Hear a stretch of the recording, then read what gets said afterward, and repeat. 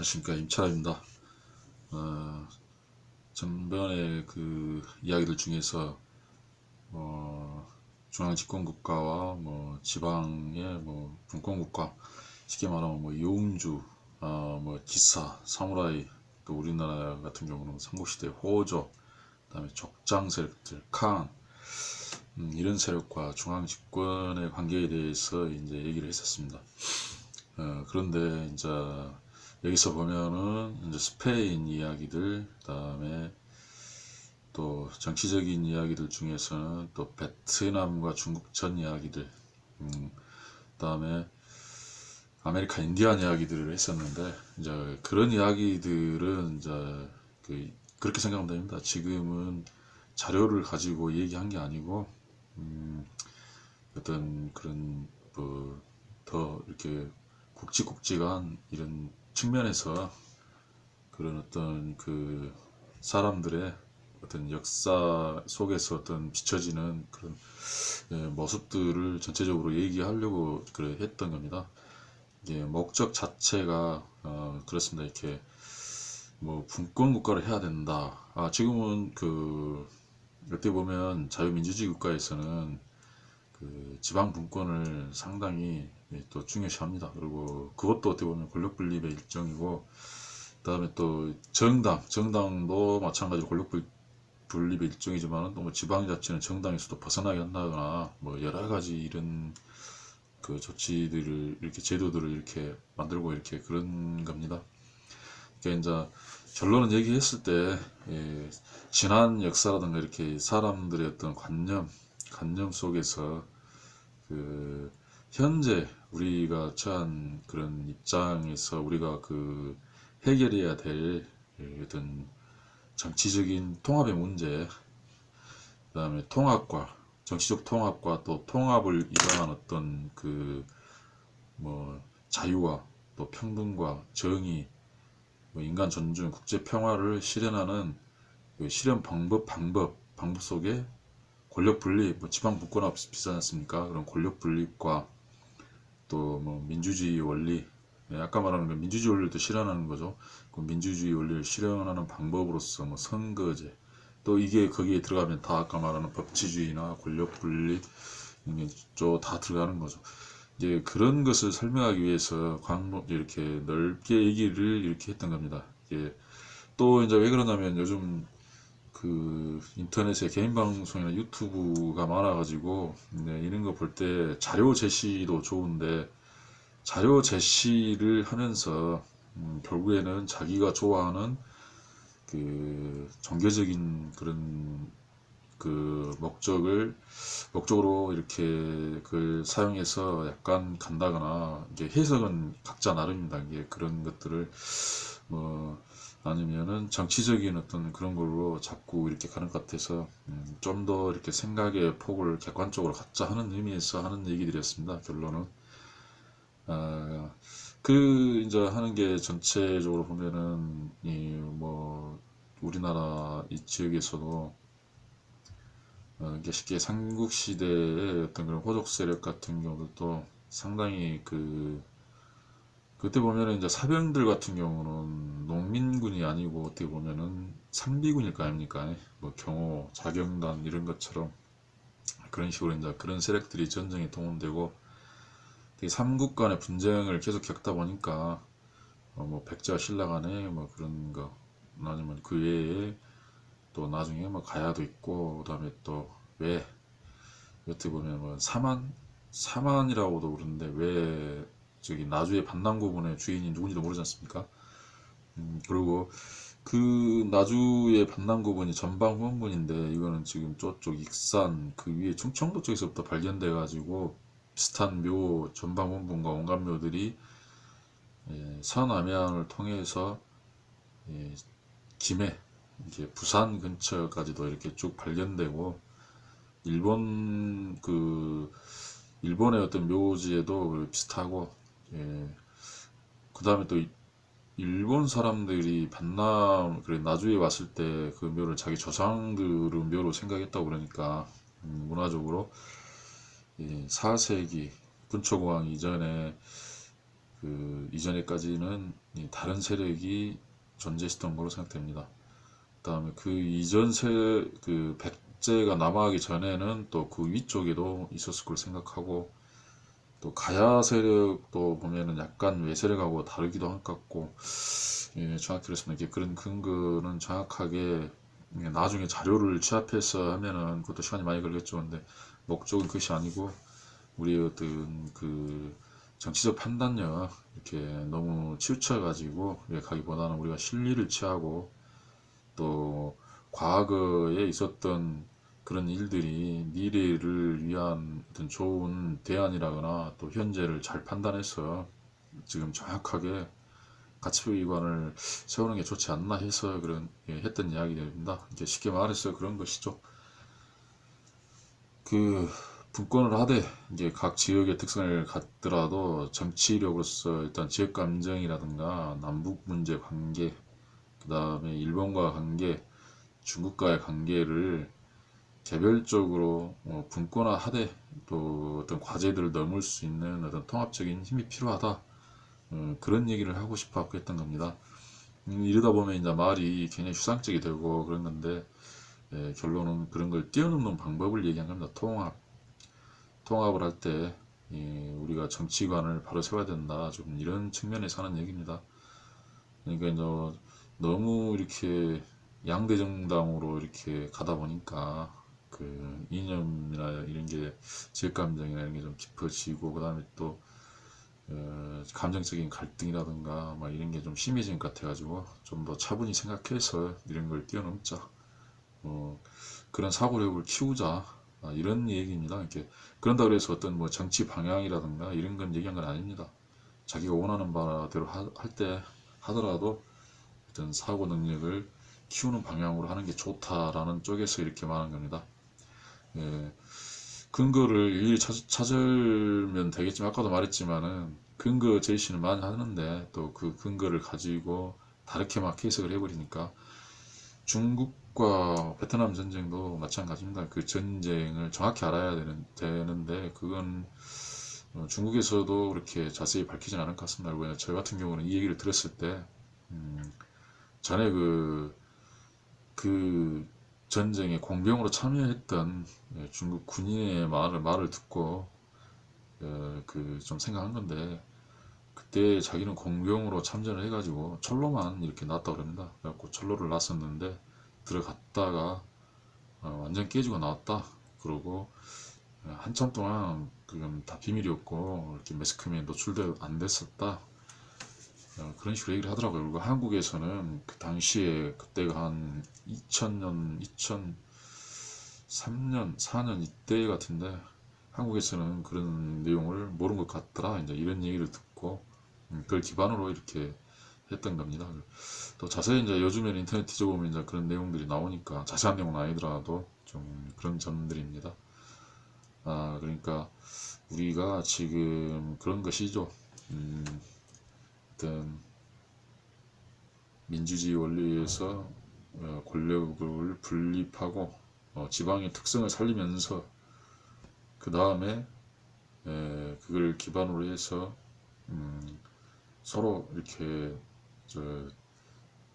통합을 할 수 있는 어떤 법치주의를 이루어가는 쪽에 우리가 집중하자, 그런 이야기입니다. 이렇게 자꾸 그냥 음모론이나 그 다음에 뭐 자기가 좋아하는 정치 이쪽 한쪽으로 이렇게 편을 들어서 이렇게 찢어지고 막 집중하고 광분하고 흥분하기보다는 좀 더 우리가 객관적으로 해서 현명한 어떤 그런 방법을 찾아야 된다. 좀 그런 입장에서 하는 이야기들이었습니다. 그러니까 지금까지 보면 이제 하는 그 과거에 지금 뭐 전쟁을 옹호한 것이 아니고, 그 당시에 그 상황을 우리가 과거를 이렇게 좀 리얼하게 한번 깊게 생각해 보면서 지금 현대에서 그런 어떤 정말 이렇게 그때 정말 모든 걸 버리고 육체라든가 죽을 수도 있고 인생 무상 속에서 자기의 육신에 관련된 감정이나 이런 걸 좀 웬만하면 자기 뭐 지역이나 이런 걸 버리고 좀 더 모든 사람에게 유익할 수 있는 방법으로 뭔가를 사고하고 또 생각하고 좀 그러한 것을 높이는 게 좋다라는 그런 그 말을 하기 위해서 그런 전쟁과 뭐 인생 무상과 명상에 대해서 이야기했습니다. 그리고 이렇게 또 중간에 이제 뭐 거기서 이제 핵심을 법치주의 그런 것들 얘기했는데 이 나중에 이제 자유민주주의와 이 법치주의 이 관념 이걸로 저 같은 경우는 지금 세계 평화를 구축하고 동북아에 그동안에 있었던 어떤 그런 그 감정이라든가 그 원한 이런 걸 좀 해결하면서 그런 어떤 그 약간 고양된 그런 어떤 이념 속에서 좀 지금처럼 너무 이렇게 단절되지 말고 서로 어떤 그런 연결 그런 그런 어떤 이념이 아니고 어떤 좋은 그 인간 중심과 경험주의의 이런 바탕으로 해서 우리가 더 좋은 세계를 전쟁 없이 이렇게 할 수 있는 세계를 만들자는 겁니다. 그렇다고 해서 아까 말한 대로 지방자치도 중요하기 때문에 각 지역의 특성도 이렇게 살리되 지역 감정도 좋은 쪽으로 같기는 같대 또 그것도 변할 수 있기 때문에 그렇지만은 중요한 정치적 요소들 그것을 분별을 해가지고 그때는 분명하게 우리가 통합 더 높은 가치로서 그걸 이겨내야 된다는 거죠. 남북 관계, 그 다음에 미국, 중국과의 관계, 그 다음에 일본과 관계, 이제 이런 관계 해결하는 방법들을 얘기했었던 겁니다.